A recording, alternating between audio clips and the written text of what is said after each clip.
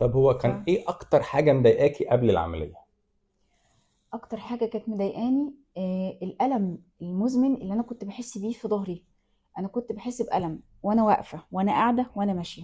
طب والوضع دلوقتي؟ لا انا نسيته الالم ده الحمد لله، خلاص. فضل ربنا عليك. الحمد لله، يعني الالم ده خلاص، الحمد لله. اقدر اقول ان هو انتهى من وقت العمليه، بدا ينتهي بالتدريج.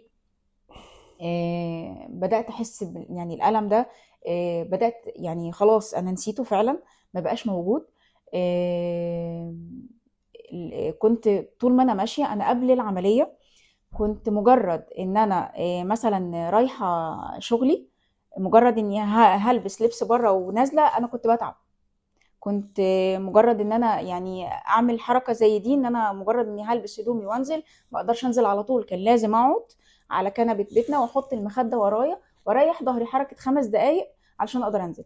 بالتدريج مع الوقت ال5 دقائق دول ما بقوش 5 دقائق، بقوا ربع ساعه، بقوا نص ساعه، ما بقتش اقدر انزل على طول. ده كل ده علشان اقدر امشي يا دوب 10 دقائق عشان اوصل للمواصلات بتاعت شغلي. كل ده انتهى الحمد لله.